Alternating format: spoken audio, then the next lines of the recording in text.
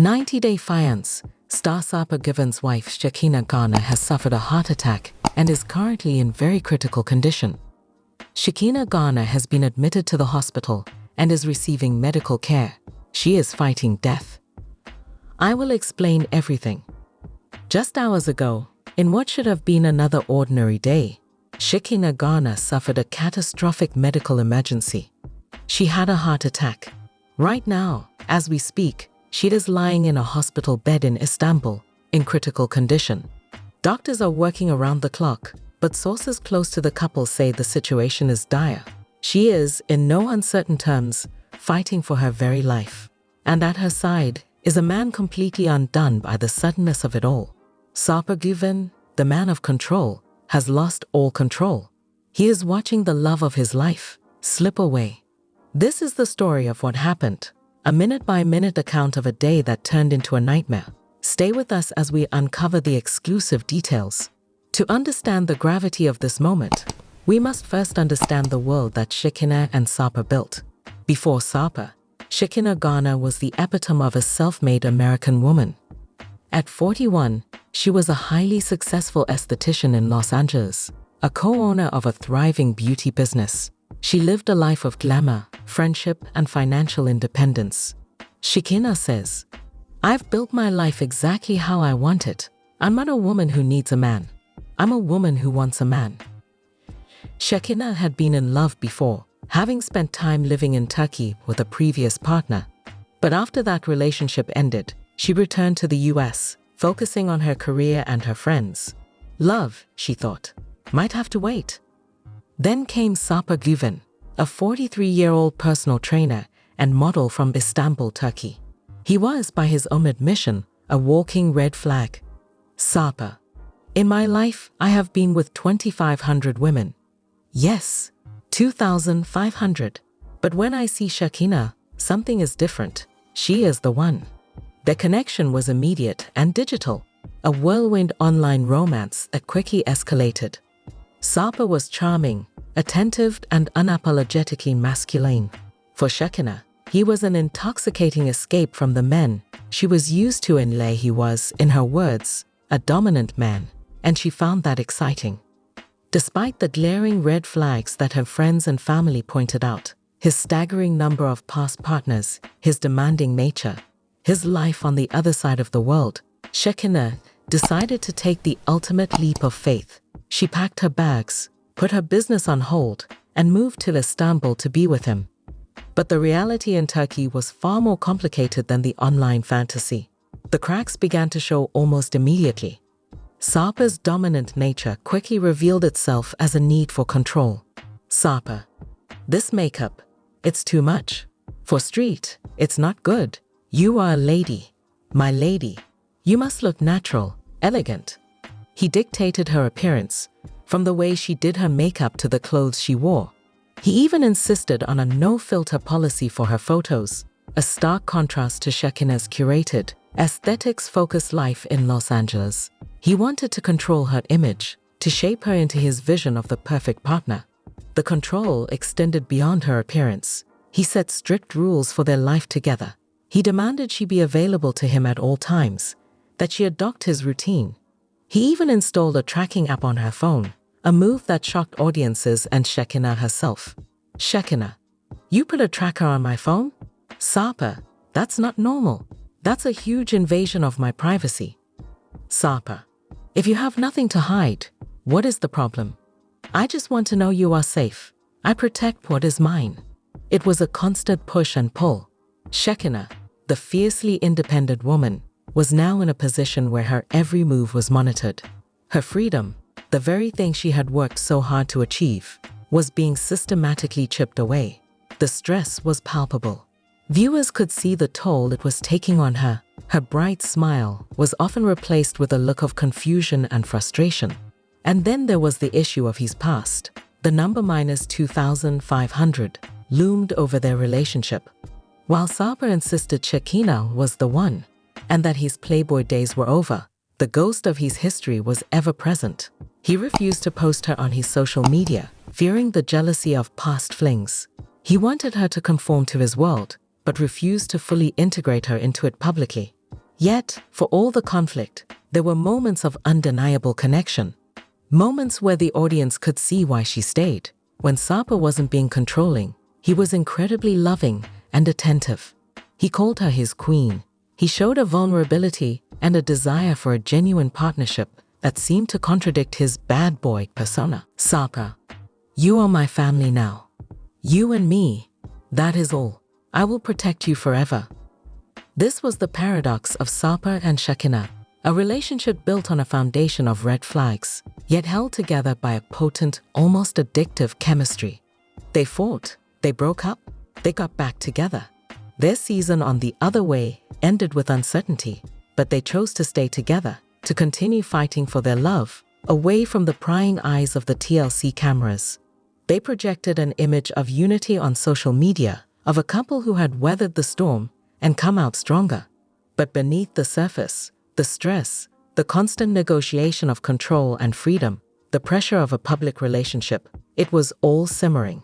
It was a pressure cooker with no release valve, and it seems, in the most tragic way imaginable, that pressure has finally exploded. The morning of the incident began like any other in their Istanbul apartment. Reports pieced together from sources close to the situation paint a picture of domestic normalcy that makes the subsequent events all the more horrifying. It was approximately 9:00 a.m. Istanbul time. Sarper, a man of routine, was already awake, having gone through his morning workout. Shekinah, who often worked on her US business remotely during Turkish mornings, was at her laptop. They had breakfast together. There were no arguments reported, no signs of unusual tension. It was peaceful. The first sign that something was wrong was subtle, easily dismissed. Around 10:30 a.m., Shekinah reportedly complained of a sharp, unusual pain in her upper back, between her shoulder blades. She initially brushed it off as a pulled muscle from a workout or from sleeping in an awkward position. Sarper, ever the personal trainer, offered to give her a massage later. She then mentioned feeling incredibly fatigued, a wave of exhaustion so profound it was hard to keep her eyes open. Again, they attributed it to jet lag, which she still experienced from time to time, or the stress of managing her business from a different time zone. A short while later, she began to feel nauseous and lightheaded. She went to the bathroom, splashing cold water on her face. When she came out, Sarper noticed she was pale, her skin clammy. This is the moment when Sarper's concern turned to alarm. He asked her if she was okay. She tried to respond, but the words wouldn't come out right. She reportedly slurred her speech, gesturing towards her chest. She was experiencing shortness of breath, gasping for air. And then, the most terrifying symptom appeared, a crushing pain in her chest. She described it later, in a moment of lucidity in the ambulance, as an elephant sitting on my chest. It radiated down her left arm, a classic terrifying sign of a major cardiac event. What happened next was a blur of panic and adrenaline.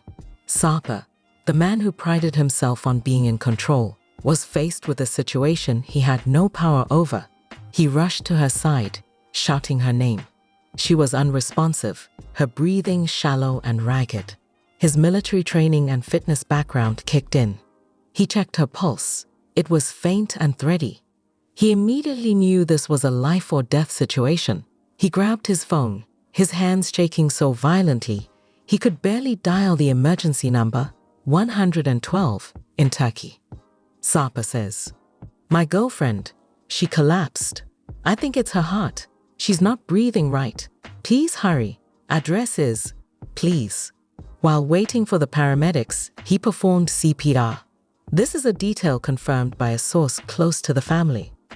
Those frantic moments, pushing on the chest of the woman he loved, trying to breathe life back into her, will likely haunt him forever. For Sarper, the man who meticulously controlled every aspect of his life, from his diet to his girlfriend's makeup, was now in a desperate primal battle against death itself. The paramedics arrived within minutes, a lifetime for Sarper. They swarmed the apartment, a whirlwind of calm, professional urgency. They hooked Shekinah up to a portable ECG, and their faces confirmed Sarper's worst fears. The readings were bad. They shouted medical terms in Turkish: myocardial infarction, ST elevation. They stabilized her as best they could, administered oxygen and medication, and loaded her onto a stretcher. Sarper, pale and in shock, could only watch helpless.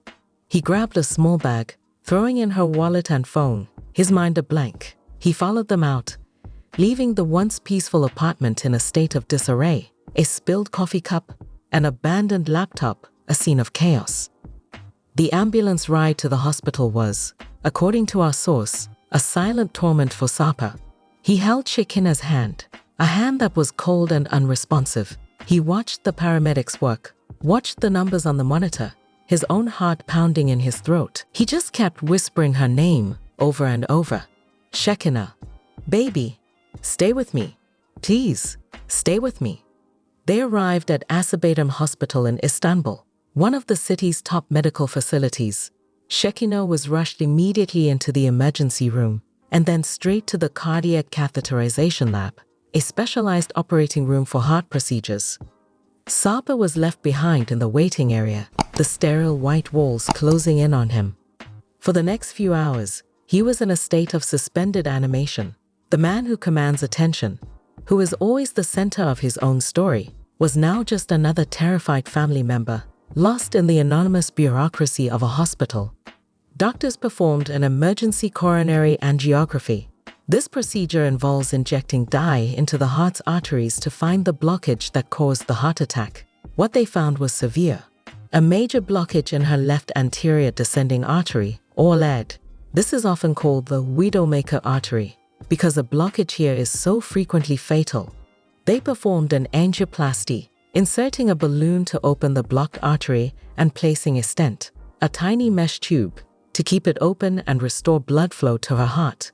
The procedure was technically a success. They cleared the blockage, but the damage had already been done. The heart is a muscle. When it is deprived of oxygen-rich blood, its tissue begins to die. The longer the blockage, the more extensive the damage.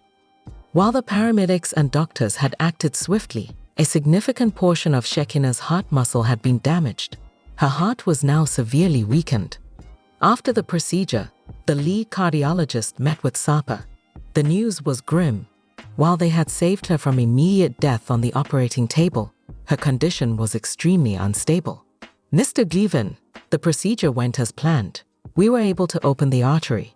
However, the heart attack was very significant. The muscle has sustained a great deal of damage. She is alive, but she is in a very critical state. The next 24 to 48 hours are crucial. Her heart is very weak, and she is at high risk for cardiac arrest or other complications. We have her in the ICU.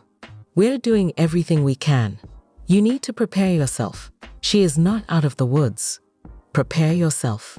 The two words every loved one dreads hearing from a doctor. For Sarper, they were a gut punch. He was allowed to see her in the ICU, and what he saw broke him. Shekinah, the vibrant, glamorous woman, was lying motionless in a hospital bed, a web of tubes and wires connecting her to a symphony of machines that were keeping her alive. A ventilator was breathing for her. IV lines pumped medication into her veins, medication to support her blood pressure, to prevent blood clots, to try and stabilize her faltering heartbeat. The only sound was the rhythmic, mechanical whoosh of the ventilator and the steady, ominous beep of the heart monitor. Our source, who spoke to a devastated Sarper on the phone, describes a man completely unrecognizable from his television persona. The bravado, the confidence, the arrogance, it was all gone, replaced by raw, unfiltered despair.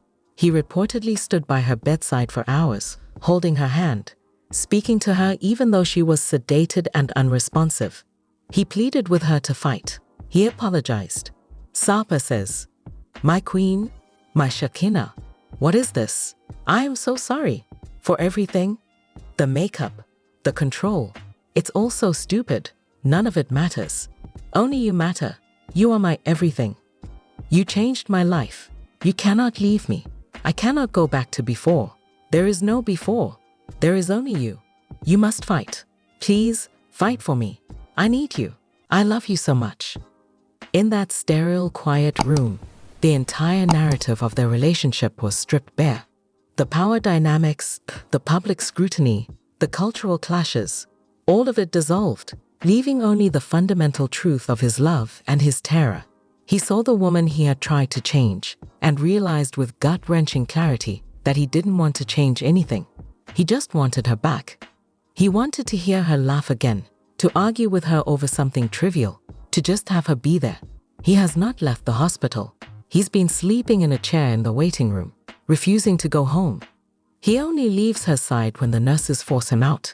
He is a man adrift, his entire world having shrunk to the four walls of that ICU room and the fragile, rhythmic beep of a machine that tells him the love of his life is still, for now, alive. The question that everyone is asking is, how could this happen? How could a 42-year-old woman, a non-smoker who is health-conscious and active, suffer such a massive heart attack? While we do not have her official medical records, cardiologists we have consulted with have pointed to several possibilities, one of which is deeply connected to the life we saw her living on television. While traditional risk factors are the most common cause, heart attacks in younger, seemingly healthy women are not unheard of, and they often have different causes. One condition that doctors look for in cases like this is SCAD, or spontaneous coronary artery dissection. This is a tear in an artery wall that can cause a blockage. It's more common in women and can be triggered by extreme physical or emotional stress. But another, more poignant possibility is a condition known as Takotsubo cardiomyopathy, more commonly known as broken heart syndrome. Broken heart syndrome is a temporary heart condition that is brought on by severe emotional or physical stress. Stress from a sudden illness, the loss of a loved one, a serious accident, or an intensely stressful and tumultuous relationship. The sudden flood of stress hormones, like adrenaline, can essentially stun the heart muscle, causing it to change shape and pump weakly, mimicking a classic heart attack. It is overwhelmingly more common in women than in men. We can only speculate, but it is impossible to ignore the immense pressure Shekinah has been under for the past year. She uprooted her entire life. She moved to a new country where she didn't speak the language fluently. She was in a constant state of negotiation with a partner whose love came with a long list of conditions. And she did it all under the glaring spotlight of reality television, with millions of people judging her every decision. Was the constant stress of her relationship with Sarper a contributing factor? Did the pressure of living up to his expectations, of sacrificing her independence, of navigating their volatile dynamic, create a chronic state of emotional distress that physically manifested in the most brutal way? We may never know for sure, but for Sarper, sitting by her hospital bed, this possibility must be an unbearable burden. The thought that his actions, his need for control, his love, may have played a role in pushing her body to the breaking point is a weight that he will have to carry forever, regardless of the outcome. As news of Shekinah's condition began to leak out, first through unconfirmed whispers on Reddit forums, and then through more reliable insider blogs, the 90-day fiancé community has exploded. The reaction has been a mixture of overwhelming support and predictable controversy. Mock post, Jasmine Pineda. My heart is breaking to hear the news about my fellow 90-day sister Shekinah. She is a beautiful soul. Life is so fragile. Gino and I are sending all our prayers and positive energy to her and Sarper for a full recovery. Stay strong. Hashtag 90-day fiance and pray for Shekinah. Many of their fellow cast members have rallied in support. Jasmine Pineda, no stranger to public relationship drama, was one of the first to post, sending prayers. Others, like David and Annie, Kenny and Armando, and Lauren and Alexi, have shared messages of love and hope on their stories. Fan accounts and bloggers have been working overtime, trying to piece together information, with many expressing genuine shock and sadness. The overwhelming majority of fans are flooding Shekinah and Sarper's social media pages with messages of support. OMG, I'm praying for you, Shekinah. Fight, girl. Sarper, stay strong for your queen. We are all thinking of you. This is devastating. Forget the show. These are real people with real problems. I hope she pulls through. But this is the 90-day universe, And with the support comes the speculation and in some corners, the blame. I hate to say it, but are we surprised? The stress Sarper put her under was insane. He controlled everything about her. This is what happens. I bet they had a huge fight, and that's what caused it. Is this for real or for attention? They're supposed to be on the new season of Happily Ever After, right? Seems convenient. He better not be asking for GoFundMe money. A vocal minority is pointing the finger directly at Sarper, claiming his controlling behavior and the stress of their relationship are directly to blame for Shekinah's collapse. The narrative they created on television of the domineering man and the woman who gave up everything is now being used as evidence in the court of public opinion. For now, Sarper remains silent. His social media, usually active with workout videos and couple photos, has gone dark. He is in a bubble of grief and fear, likely oblivious to the storm of speculation raging online. But if and when he does emerge, he will have to face not only his own private trauma, but also a public that is already writing the story, casting him as either the grieving partner or the villain at the center of a tragedy. And so we are left here, in the quiet hum of a hospital ICU, thousands of miles from the glitz of Los Angeles. A life hangs precariously in the balance. Shekinah Garner, a woman who sought love and adventure, has found herself in a battle for her very survival. The doctors have done all they can surgically. Now, it is a waiting game. They are waiting to see if her heart, so badly damaged, has the strength to recover. They are watching for any sign of improvement, any flicker of the vibrant woman who is trapped inside that fading body. Every beep of that monitor is both a sign of hope and a reminder of how fragile that hope is. And Sarper Guven, the man who wanted to build his perfect woman, is now praying for a miracle to save the real woman he fell in love with. He is learning the hardest lesson of all, that true love is not about control, but about cherishing what you have. And he may have to learn it in the cruelest way possible. This story is far from over. The next few days will determine Shekinah's fate. We, along with the entire 90-day fiancé community, are watching, and we are waiting. We are hoping. This is a developing story, and we will continue to bring you updates as we receive them from reliable sources. The situation is incredibly sensitive, and we want to extend our profound sympathy to Shekinah, Sarper, and their families. If you want to stay updated on this story, please subscribe to our channel and hit the notification bell. And please, in the comments below, update: marital conflict after marriage. Sarper reveals Shekinah kicked him out less than 1 month after they got married. But why? Within a month of their marriage, Sarper claims that Shekinah evicted him from their shared house. On Sunday, June 22, host Sean Robinson revealed during the tell-all segment of 90 Day Fiancé Season 11 that Shekinah had sent producers a video shot on Christmas Day after one of their arguments. In the footage, Sarper had removed his ring and placed it on a table. It's the morning of Christmas. Normally, Sarper sits here in the morning, but he's not here, Shekinah said in the video, showing the ring. She added, "Merry Christmas to us," and pointed out that Sarper had left behind an AirTag. Sarper explained that he had to stay in a rental for 10 days after being asked to leave. "This was less than a month after we got married," Shekinah shared with the group. "I need to calm down, but I can't," Sarper said, struggling with the intensity of their issues. Their disputes reportedly became more intense. Shekinah's friend Dan stated that a man who is 1000% in love wouldn't behave the way Sarper had. "If he can get up and leave so easily, I feel like he doesn't truly love me," Shekinah added. In a confessional, she admitted, "We're not good. Everything seems to have changed after we got married, and this is just my worst nightmare coming true." At the tell-all, Sarper described their marriage as a roller coaster with many ups and downs. He also disclosed that the night before the interview, they did not even share a hotel room. Earlier, Shekinah had pointed out that Sarper's behavior changed after moving to the US. "He became bitter and withdrawn," she said. Sarper admitted, "I am a control freak, so I have to have control over things, and I get depressed when I don't." He also admitted, "I don't like the marriage," adding that it brought new responsibilities and duties that weighed on him. We have egos, Sarper said, explaining that even minor disagreements would grow into major fights.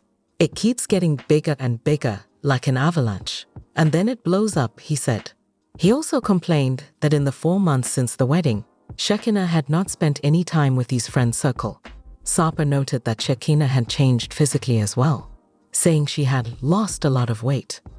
Then, tensions rose as Sarper started insulting Dan, calling him things like a donkey who sees himself as the unicorn and comparing him to a spare tire. He even implied that Dan could be a danger to their relationship, referencing their past dating history. Backstage, Shekinah and Sarper's argument continued. Shekinah confessed she felt incapable of making Sarper happy. In his confessional, Sarper said their relationship now felt like they were enemies to each other. I just started feeling really upset, she admitted in her confessional, because he's not a supportive partner, period. I am not well. It's a moment for me. I'm lonely. Are you upset with me because I have emotions? Shekinah cried. It's crazy that you need so much therapy. Shekinah drives Sarper mad, he said, before threatening his wife. You will rue like a dog if you lose me because of you. I was called a dog by you? What's the matter? Shekinah answered tearfully. Sarper, however, persisted in pressing her buttons by referring to her as spoiled and naughty. After sobbing, Shekinah told Sarper to leave me the f alone, saying, I'm tired of it. It's so toxic. Shekinah told producers that Sarper is not capable of providing her with what she needs, while Sarper told them that she was impossible after leaving the dressing room. Why did 90 Day Fiancé stars Shekinah and Sarper get into an argument at the tell-all? At least one couple would be in meltdown mode on any 90 Day Fiancé tell-all, and this time it was Sarper and Shekinah's turn.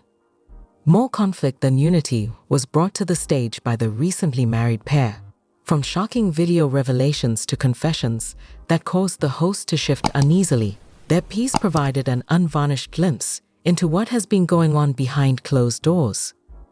In addition to occurring over months, the ups and downs were triggered by holidays, bruised feelings, and a few offensive statements that no one will soon forget. Shekinah remembered a lonely Christmas, and at one point her voice broke. Sarper, meanwhile, insisted that their arguments begin small, but quickly become out of control while appearing worn out yet defensive. At the moment, Shekinah and I are like enemies to one another, he said. A video that Shekinah had given to the producers during a particularly difficult time was the gut punch that opened the tell-all.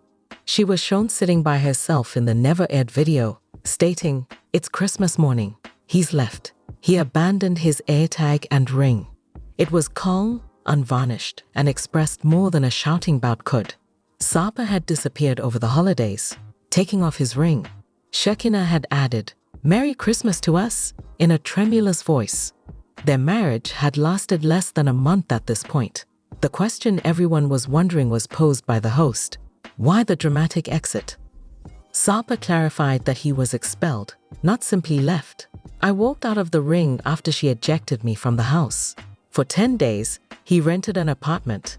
Even though he indicated the cause wasn't very important, the emotional consequences contradicted his claims. The broadcaster delved further and inquired as to what caused the blast. Sarper acknowledged there wasn't a single major issue. He declared, It's not cheating at all. We forget what it was about when it grows larger from the little things. Arguments spiral fast, he said. As I scream at her, I end up saying, You're not acting well toward me, and I am to blame. I need to be more composed, but I can't. This isn't who I am. Shekinah wasn't going to overlook that without offering her viewpoint. Sarper keeps making the same threats whenever they fight, she claimed.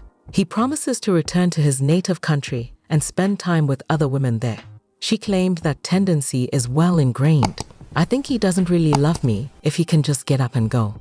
Neither gave a positive impression of themselves when they opened up to the camera behind the scenes. Sarper now referred to them as enemies. She is unwilling to sit with me. That's something I sense. That feeling is awful.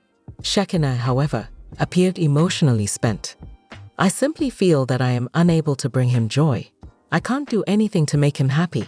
Additionally, he is not a helpful companion. Immediately, she started crying when she acknowledged that she was experiencing a moment. I don't feel well.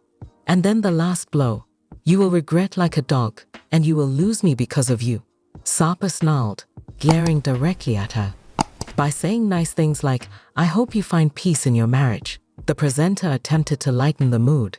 Sarper and Shekinah, however, did not appear to be very optimistic. Their facial expressions were perfect. Tell-all kicked off with a massive Shekinah and Sarper update. But how are things now?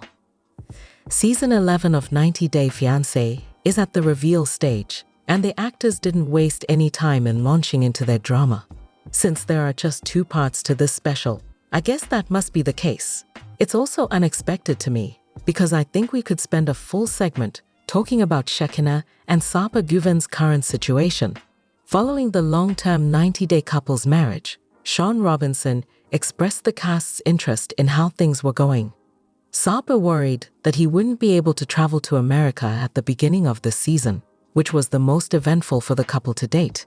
At the end, he almost called off the entire affair out of concern that it would end up like his first marriage. It turned out that there was even more to disclose that happened after the cameras stopped filming, making it even more drama to unpack. I suppose I should have anticipated this when Sarper insisted on a wait clause in any prenuptial agreement he would sign. But when Shekinah recognized their marriage was failing, I was as astonished as everyone else on screen. The night before the shoot, they had slept in different hotel rooms and had come to the tell-all separately. The couple appeared to be having trouble adjusting to their new dynamic in the United States, which was the issue. Although Sarper enjoys being in charge, he has become increasingly dependent on Shekinah for many things since they moved in together.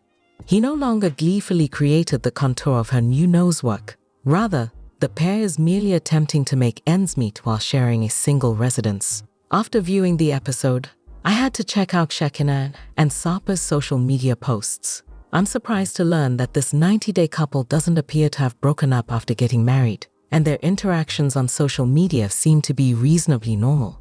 Whether you go to Sarper's page, Shekinah's, or their couple's account, it appears like they are still in love and spending a lot of time together. Months after the movie was shot, the marriage appears to be going well, or perhaps they were exaggerating the drama to gain more future screen time. Ultimately, couples who are content and healthy are not granted resort time in 90 Day, the last resort. The Guvens may have been experiencing marital problems at the time of the reveal, but for now, my key conclusion is that there isn't any indication of that on social media.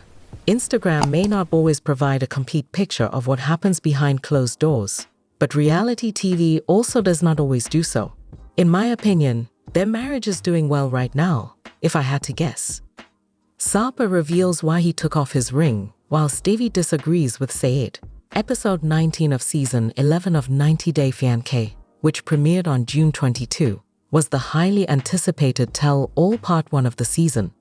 Several cast members were gathered to talk about their experiences on the show and to address particular incidents. After filming was finished, they also shared personal stories. An unseen video of Shekinah and Sarper fighting was shown by tell-all anchor Sean Robinson. Shekinah had provided the film to the producers following the conclusion of Season 11. On Christmas Eve, Sarper was seen on camera abandoning his ring. According to Sarper, who was questioned about it, the video was taken after he and Shekinah got into a fight and left the ring to stay at a rental. In another incident, Saeed, Mahdi's best friend, went to the 90-day fiancé tell-all and argued with Stevie about problems in their marriage. On Christmas Eve, Shekinah captured the invisible video, which showed the ring Sarper had left behind. When the tell-all presenter questioned Sarper about his decision, he said that Shekinah had ejected him from the residence, so he had left the ring and booked into a rental facility. The incident happened only a month after they were married, Shekinah revealed. Sean asked Sarper about the fight, and Sarper said it wasn't about cheating or anything important. He clarified that minor disagreements caused the reaction before they lost sight of the fight's purpose. Because I was yelling at her, and it turns into "you're not behaving well to me," he continued. He added that he felt responsible since he was expected to maintain his composure, something his upbringing prevented him from doing. Dan, the former boyfriend of Shekinah, who was also invited to the 90-day fiancé tell-all, informed him that treating Shekinah disrespectfully and in this manner was unacceptable. According to Shekinah, Sarper would threaten to go back to Turkey anytime they clashed. According to Dan, they didn't respect one another enough to be in a relationship. Asserting that there was no love in their relationship, he questioned Sarper's love for Shekinah. In the 90-day fiancé tell-all, Said expressed his belief that Mahdi had a lot of potential that might be realized with the correct encouragement. Steve responded with a joke, asking what kind of support he believed Mahdi was lacking. Said questioned, "What is he doing after a year? Why did Sarper move out weeks after marrying Shekinah on 90-day fiancé?" Details explored. Paradise isn't being kind to Shekinah Garner and Sarper Guven, the 90-day fiancé couple. On the 19th wedding season of the reality show, Shekinah and Sarper exchanged vows while lying on a bed, a bedding ceremony. November 11, 2024 was the date of the wedding. Less than 30 days following the wedding, Sarper asserted he was expelled from Shekinah's residence. Sarper claims he was forcibly removed from his home and forced to reside in a rental property for a duration of 10 days. According to him, he left the house due to a string of minor disputes that escalated into something more serious. As he put it, "I really should take it easy, but I just can't. It doesn't reflect who I am." Season 11 tell-all of 90-day fiancé included even more intrigue and revelations from behind the scenes. The marital outbursts between Shekinah and Sarper, which had place off-screen, were revealed. Detailed information on the couple's interactions during the tell-all may be found below. The host, Sean Robinson, dropped the bombshell during June 22, 2025 Season 11 tell-all that Shekinah had sent a video of her husband's wedding ring, the one he had left on the table after an argument, to the producers. One thing that Garner says in the video is, "Here we are on Christmas morning. In the mornings, Sarper typically sits here, but he has disappeared. Plus, he abandoned his ring. Please accept our heartfelt Christmas greetings." After Shekinah gave her husband an AirTag and a ring, she displayed them to him. In addition, Shekinah revealed that Sarper frequently brought up returning to his home country of Turkey during their fights. This makes Shekinah doubt that her husband loves her deeply. Someone who loves her wouldn't do something like this, according to her buddy Dan. According to Garner, "I feel like he doesn't truly love me if he can so easily get up and leave." Both spouses appeared dissatisfied with the marriage in the confessional. "We're really bad. When we tied the knot, I felt like my life shifted dramatically, and now my worst nightmare is actually happening," Shekinah said. "A roller coaster," was her husband's description of their marriage. "He came clean. I am always the control freak, so I have to control things, and when I don't control things I feel depressed. I don't like the marriage." Guven went on to explain, "A lot of additional obligations and responsibilities were thrust upon me as a result of it. We all have egos, and being dependent is my worst fear. Whenever we get into an argument, it's usually over something minor. Its size increases exponentially, much like an avalanche. Afterwards, it detonates." His wife said that things changed for the worse once Guven arrived in the United States. After the move, she felt that he grew depressed and bitter.